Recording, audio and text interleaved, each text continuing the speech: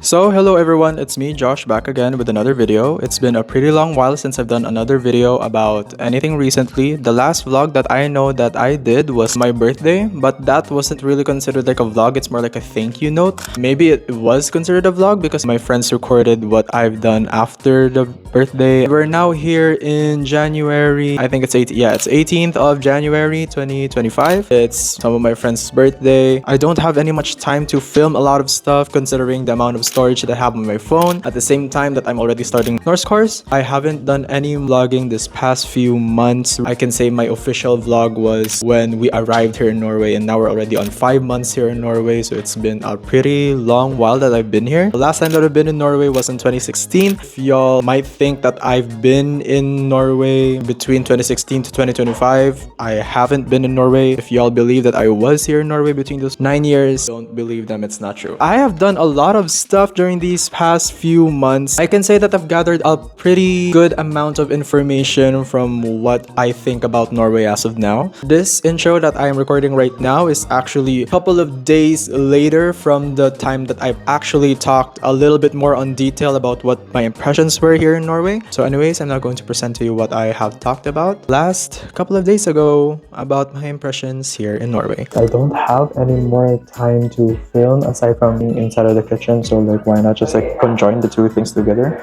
First impressions and actual impressions here in Norway while I chop up some stuff. Let's talk about the first things that would come to mind for someone if they were to be thinking about Norway. First off, with being clean, I can definitely see that they have a really good system in terms of waste management. They really are very strict in terms of trying to separate the plastics from the biodegradables to the papers and glassware and all that stuff, even though if my family doesn't do that much because they still had that toxic Filipino mindset of not believing in global warming. It's really clean, especially in terms of establishments. You barely can see any janitors. Like, I mean, it's not that they aren't, rather it's just because that they don't show up often because they more likely trust the people to be clean and all that, so they expect you to be clean already. I can definitely tell that Norwegians are very clean people. In contrast to that of the Filipinos is not that much clean. You can definitely see the drainage systems and all that stuff. It's not that just because of the government that has the worst drainage systems or not fixing the drainage systems, but also because the Filipinos themselves don't really care that much about cleanliness. One thing as well is that the grocery stores here look very, very neat. Shall I say organized? Is it cheap here in Norway? Definitely no. It's definitely not a cheap country. A Norwegian krone is 5 pesos. In the Philippines, a tray of eggs costs around 50 pesos. A tray of eggs, like a tray of 12, shall I say? But like here in Norway, it also costs 50 kroner. The amount that you spend is like the same, but the value is not. So it feels like you're spending way more than you could. If we're going to think realistically, then it must be that by 10 kroners you can buy a tray of eggs. No, it's definitely not the same. Here in Norway, taxes are pretty big, if you guys don't know that. Which is why so many free stuff here, like free education. There's barely any private schools here. When I mean free education, they also mean free supplies as well. You don't even need to pay for anything. Like, it's basically just free. You just need to attend school and be a good person. That's it.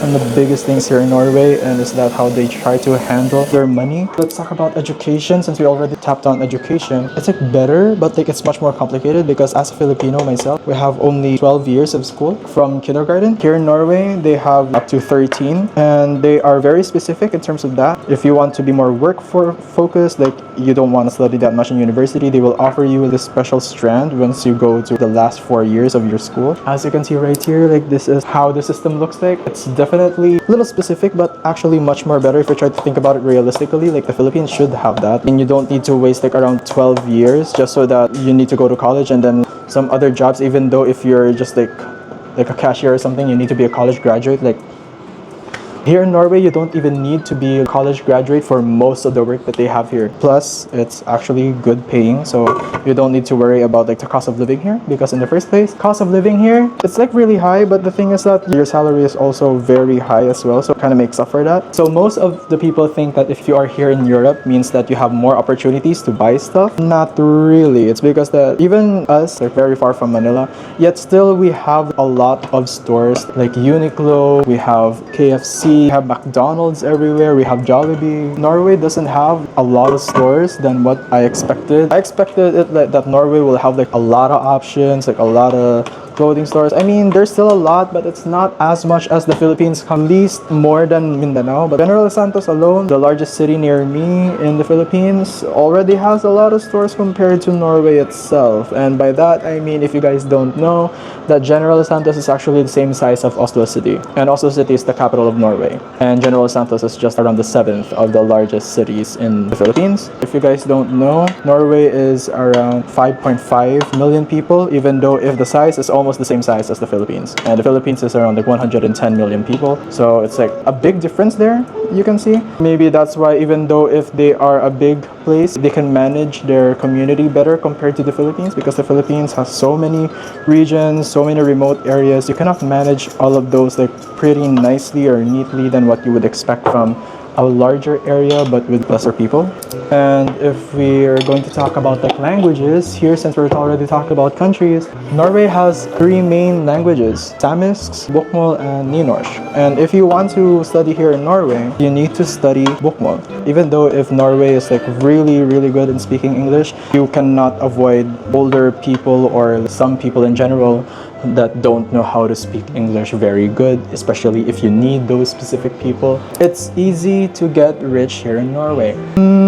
Yeah, I think you can get rich easy here in Norway if you try to think of it as if you want to get rich in the Philippines type of rich, or do you want to get rich like Norwegian type of rich? Because like if you try to say like Norway kind of rich, not really, because the taxes are so high. And yes, by the way, this is Silver Swan, even though it's export quality, so like the taste doesn't really hit the spot. But if you try to think about it, which is why there's so many people in the Philippines, if they have a family or like a representative, like an OFW, some that work abroad and then try to send money to them back in their home country, which is the Philippines. Their families in the Philippines are like so rich, but if you try to think about the people that actually work in the country that they're working on, their lives are not that good. And I can definitely see that here in Norway. Like OFWs, there are people who work for a living just to support their families. They don't look as rich as the people that they served back in the Philippines, if I try to be honest with you guys. Since exchange rates are high, the payments are very big, like you can definitely expect that if you try to send that money to the Philippines, like, people can get crazy rich. Like you can get a car every single payment that you have,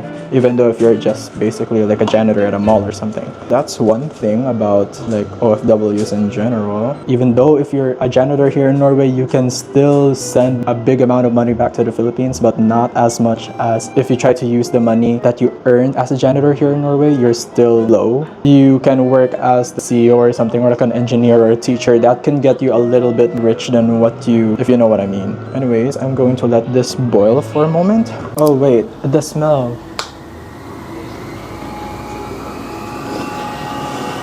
If you're Filipino right now and thinking that Filipinos already smell bad, wait till you get to Europe. Absolute BO. If you're not Filipino, we used to call it like putok.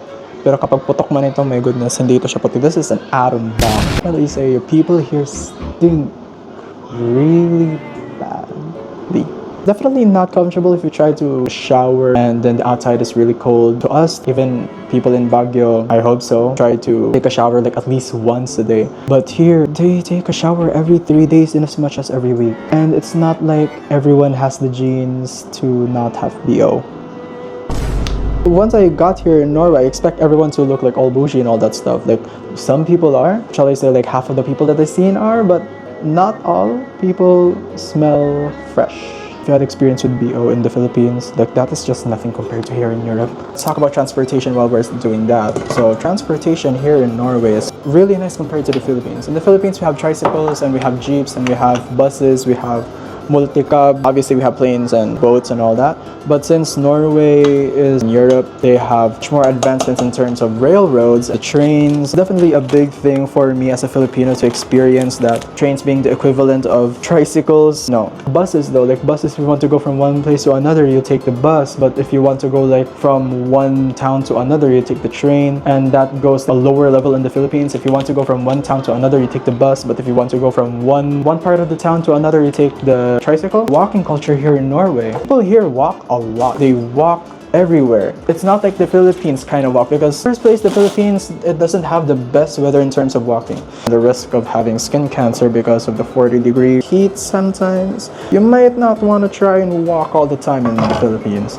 But here in Norway, since it's like fresh in the summertime, like in the winter time, it's not that comfortable, but you can definitely say that it's good to walk here in Norway. People here walk a kilometer or 2 kilometers and they would just say like, oh, I'm going for a quick walk down the street, or oh, I'm going to try and get some carrots, and then they try to walk like 10 kilometers from their house to the store. Culture shocking. Yeah, culture shocking. One thing as well about transportation, please download the Router or the V app. It's very helpful, especially if you're trying to travel from one place to another. It's very helpful for you to buy tickets from there and look where you want to go or what time will the buses or the trains will come. So that's one thing as well. So whether you guys know that we have Svalbard, which technically is the northernmost point, I think, maybe Greenland, not sure. You can definitely expect that Norway is like a really cold country.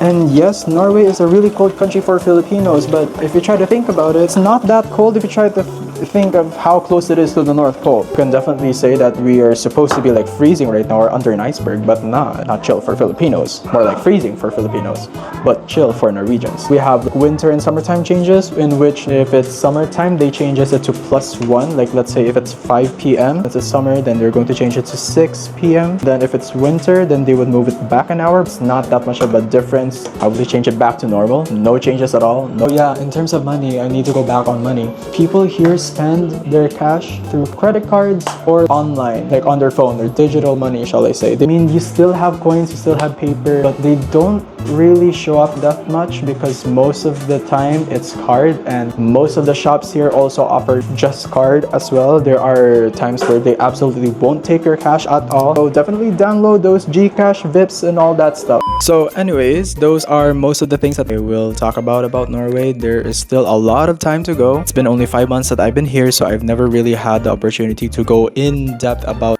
all of the sectors. Although I haven't even talked much about politics yet, in which it's an interesting topic, shall I say. I hope you guys had a great time having insights on what I have about Norway. Anyways, see you guys in the next video, and I hope that will be in a couple of weeks or months. We never know.